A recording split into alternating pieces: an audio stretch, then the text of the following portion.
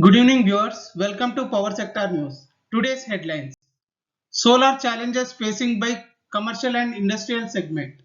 Renewable integration concerning AP Discoms. Konark to be India's first zero-emission city. Coming to the details. According to the Central Electricity Authority, the commercial and industrial segment consumes approximately 49% of total electricity produced in the country. If we look at the solar adoption by C&I, it contributes 70 to 80% of the total installation of solar rooftop capacity. The driving force behind the adoption of rooftop solar in the C&I segment is the electricity costs, which are up to 50% of their total expenses. Therefore, cutting such costs via solar is a viable as it is sustainable. A competitive advantage at the same time gives tariff certainty for 25 years. The government has announced several policies to promote solar energy. However, there are few key policy challenges. They are: discoms of different regions do not encourage net metering and banking of power as they risk losing their high-paying C&I consumers. The present solar policy varies from state to state, and the process of procuring power across the states is cumbersome, which acts as a barrier for the consumer. Policy changes cause uncertainty among all stakeholders and result in unnecessary delays. Domestic solar manufacturers has to achieve price parity, quality, and also increase capacity to meet the demand. Financial closure of solar projects is difficult unless there are reliable off-takers. There is a shortage of skilled engineering, procurement, and construction firms. Therefore, training and upskilling the youth to meet the demands of growing renewable energy sector is a must. Expanding the MNRE's Surya Mitra training program and providing certification through empaneled institution would play a critical role. To meet India's energy security and energy needs, distributed domestic generation is the key. 20% of all C&I installations would be connected to the grid coupled with battery storage in the coming years. Many factors such as technological innovations, more cost-effective time of day tariffs, smart meters, high efficiency modules, and battery storage will drive the growth of this market. AP being one of the green energy resourceful state, center and state governments are keen on promoting renewable energy in the state.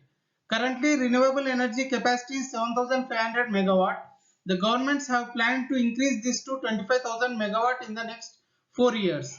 The power utilities are jittery over the targets to increase generations from renewable energy sources, as they fear that it would lead to several fluctuations in grid maintenance.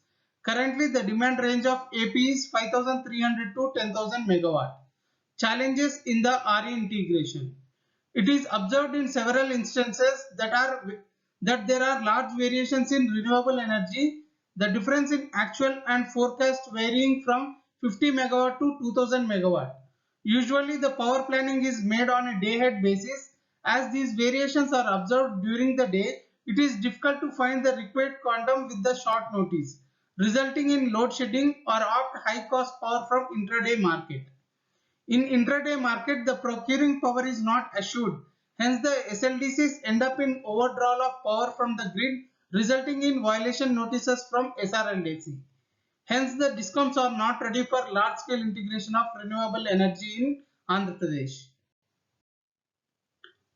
The state government, with assistance from central government, is working hard to make Konark India's first ever zero-emission city by September 2022, following which the city will use only renewable source for its energy needs. Odisha Renewable Energy Development Agency plans to install 10 megawatt solar power plant in Kalahandi, and power will be supplied through the grid to the city. The agency is also planning for solar trees, drinking water stations, rooftop solar panels, electric vehicles and battery charging stations to make Konark a zero-emission city. Additional news today.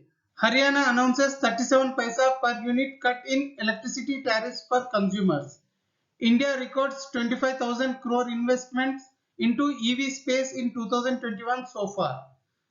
New and Renewable Energy Development Corporation of Andhra Pradesh plans to convert autos to electric vehicles.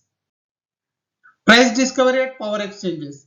National Load Dispatch Center has scheduled 161.60 million units of power for tomorrow cleared through Indian Energy Exchange. Coming to the price discovery details, price discovered during night 2 rupees 28 paisa per unit. Price discovered during day 2 rupees 50 paisa per unit.